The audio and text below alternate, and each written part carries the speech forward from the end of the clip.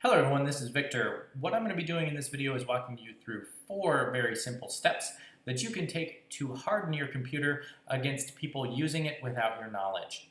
Now, how you're going to make these changes on your Mac is you're going to click on the Apple button and go to System Preferences.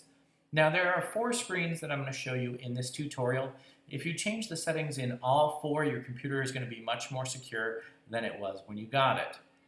The first thing you're going to want to do is click on the sharing settings. What you're going to do is change your computer name, and you want to make that something that is unique and identifiable to you so that people know which computer you are, but that you're also not the default KIS value of the computer. That will help a lot with people being able to remote control and take over the computer. What you also want to make sure is that some of these settings are not activated. So you want to make sure that remote login, remote management, remote Apple events are all disabled.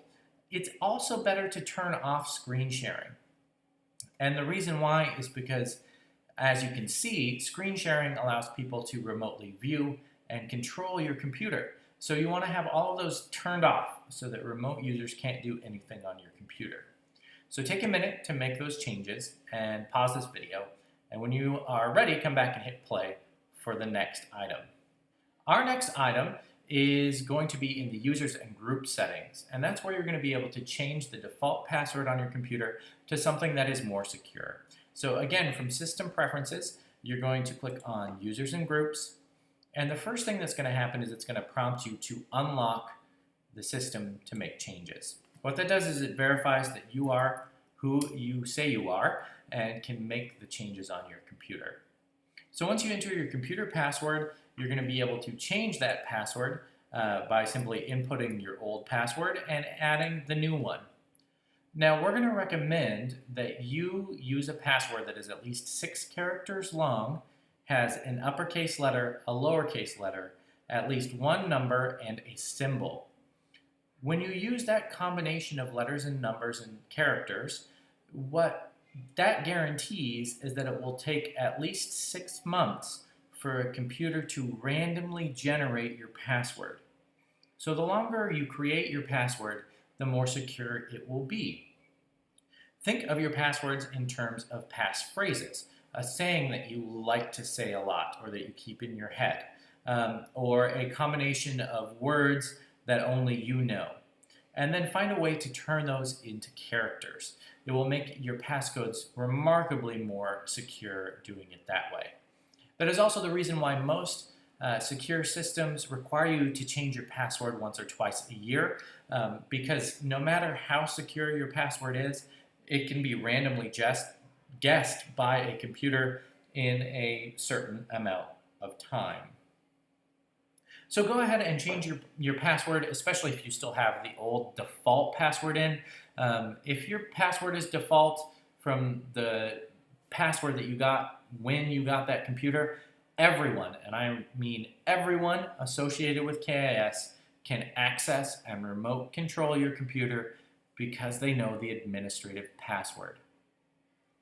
So take a minute to make those changes, pause this video, and resume when you are ready to go.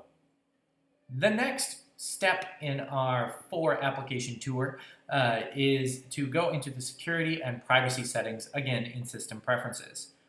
Security and privacy governs when your computer will lock itself. Now, having a secure computer and a secure password is only as good if it prompts the user for that password. So what you're going to want to do is ensure that you can unlock and make these changes. And then you're going to want to set these settings like I have it. The first is to disable the automatic login.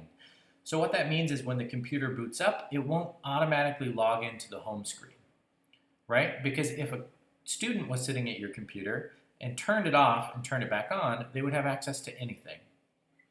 The second one that I have selected is this require password after a certain amount of time. And what that does is when the computer goes to sleep, so if I close the lid, or if the screensaver starts up, so I've been away from the computer for a certain amount of time, it will require the password to unlock and let me view my files again. So We are going to recommend that you do this for your computer to just guarantee that students aren't accessing it when you are not next to the computer. Take a minute to set those settings and set them the way that you would like, and we'll move on to our final change that you will make in just a few moments. The last change that you're going to want to look at is the amount of time it will take to lock your computer after you move away from it. And you're going to govern that in the desktop and screensaver settings within System Preferences. When you click on Desktop and Screensaver, it's going to give you a couple of options about what your screensaver actually is. Now, if you're like me and you have your screensaver set to never start, your computer will never lock. So keep that in mind. What you want to do is you want to set that to a relatively small amount of time that's not going to impinge upon your productivity. So if you leave your computer routinely for 5 minutes or more and come back, if it is out of your line of sight for that 5 or 10 minutes, it's probably good to set your timer to be less than that, just so that that screensaver will kick on and prompt whoever is at the computer for the password. So I would recommend a 2 to 5 minute value. Those also correspond with the energy saver preferences to spin down and shut down your computer. That is our final safety application and change that you should be making to secure and harden your computer against student use. If you have any questions about this video, reach out to me or any of the tech integrators here at KIS, and we would be more than happy to help you with all of your system needs.